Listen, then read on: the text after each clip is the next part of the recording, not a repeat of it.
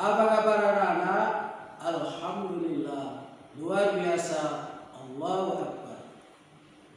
Anak-anak SD Muhammadiyah Komplek Gresik, marilah pada pagi hari ini kita bersyukur kepada Allah Subhanahu wa Ta'ala, yang mana pada pagi hari ini kita semua dalam keadaan sehat walafiat. Anak-anak, pada pagi hari ini waktunya pelajaran Al-Islam. Pak Sadikin akan menjelaskan materi tentang istiqomah, ya. Karena pada hari ini adalah pelajaran akidah akhlak dengan judul yaitu istiqomah. Anak sekalian, agar kita dimudahkan oleh Allah, mari kita berdoa dulu. A'udzu billahi minasy syaithanir rajim. Bismillahirrahmanirrahim.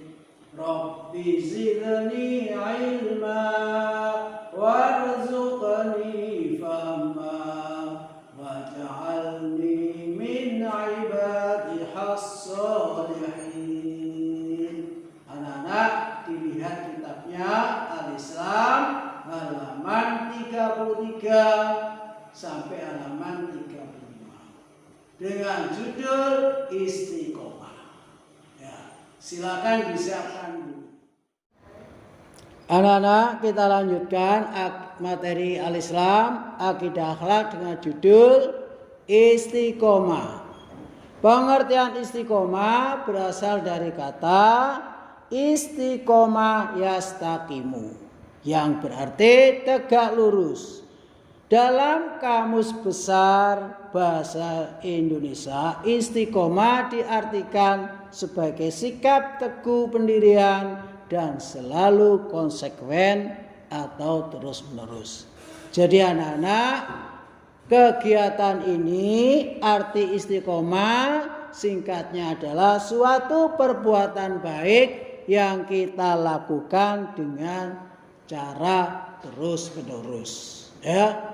Contoh apa umpamanya kalau kita belajar itu apa?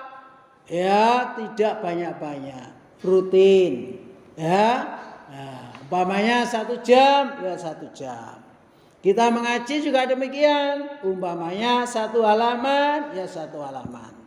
Nah, tapi ajak terus menerus. Nah, kegiatan ini anak-anak, perbuatan ini sesuai dengan firman Allah, Quran surat Hud ayat 112 yang berbunyi, fastaqim kama amarta wa ma'ta ma'aka wa la tadhau innahu bima ta'maluna basir.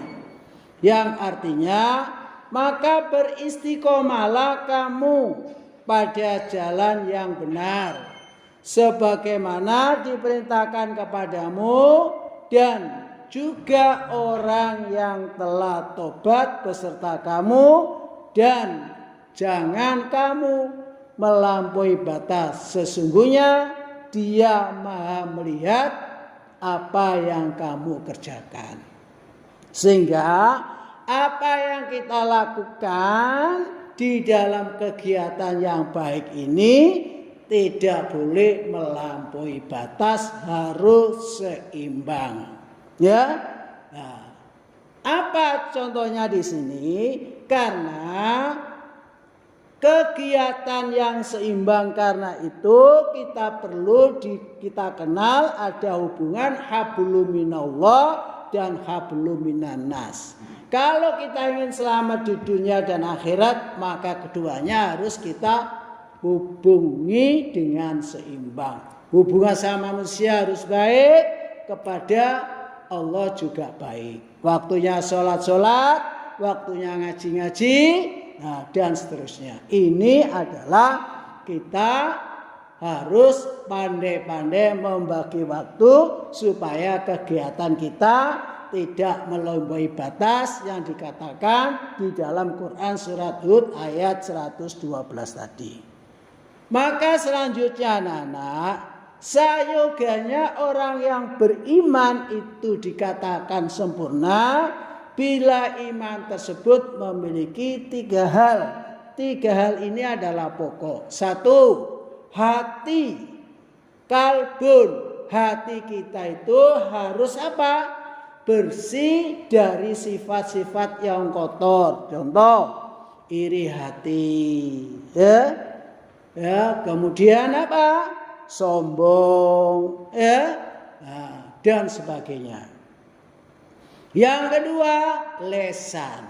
Ya, lesan kita ini harus kita jaga. Seorang beriman harus menjaga lesan kita. Kata Nabi, kalau kamu tidak bisa bicara baik, lebih baik diam. Ada hadis Nabi yang mengatakan, salamatul insan fil khifdul lisan. Selamatnya manusia itu tergantung pada lisannya. Maka dari itu, mari anak-anak lisan kita itu kita gunakan yang baik saja. Kalau yang tidak baik mohon ditahan. Karena nanti hal ini akan menjadi pertanyaan kelak di hadapan Allah.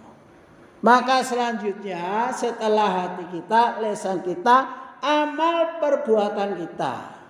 Sebagai orang yang beriman, maka apa yang kita lakukan di dunia ini nanti kita akan pertanggungjawaban di akhirat. Ya, seorang beriman itu harus punya sifat ad-dunya mazra'atul akhirah. Dunia itu adanya adalah ladangnya akhirat. Sehingga tempat beramal itu waktu di dunia. Sehingga amalan-amalan kita yang soleh di dunia insya Allah nanti akan dapat balasan oleh Allah. Harus kita yakini. Apalagi perbuatan-perbuatan yang kita dikatakan oleh Allah adalah istiqomah. Sholat istiqomah. Waktunya sholat, dipanggil Allah sholat. Nah, kalau itu kita lakukan secara istiqomah, perbuatan itu akan nanti dikelak di hadapan Allah akan kelihatan hasilnya. Karena apa? Allah berfirman di dalam Al-Quran, فَمَنْ يَعْمَلْ مِثْقَالَ ذَرَّةٍ خَيْرًا يَرَهُ وَمَنْ يَعْمَلْ مِثْقَالَ ذَرَّةٍ شَرًّا يَرَهُ. Jadi siapa yang berbuat baik sekecil-kecilnya akan dilihatnya. Siapa yang berbuat jelek maka akan dilihatnya. Maka mari kesempatan ini kita gunakan sebaik-baiknya. Ya, terutama perbuatan kepada kedua orang tua. Lesan kita kepada orang tua harus santun. Ya, jangan sampai bicara yang tidak santun. Ya, karena ridhollahi walidayhi, ridhonya Allah itu tergantung ridhonya kedua orang tua. Ya, nah, kemudian anak-anak, saya kira materi saya sudah cukup. Kemudian nanti yang terakhir saya akan pesan bahwa yang terakhir ini saya akan memberikan latihan soal sebagai feedback atau umpan balik. Ya. Nah, maka saya tidak banyak, hanya 2 soal nanti dilihat di PTT ini, tolong dikerjakan, kemudian dikirim kepada guru yang mengajar. Ya, saya rasa itu dan terima kasih. Tadi Pak Solikin sudah menerangkan istiqomah. Ya. Nah, maka dari itu anak-anak, sebelum kita mengakhiri pelajaran, Pak Solikin mohon maaf bila ada kekurangan, kekhilafan, kami mohon maaf yang sebesar-besarnya. Marilah kita akhiri dengan doa kafaratul majelis. Subhanakallahumma wa bihamdik, asyhadu an la ilaha illa anta, astaghfiruka wa atubu ilaik. Assalamualaikum warahmatullahi wabarakatuh.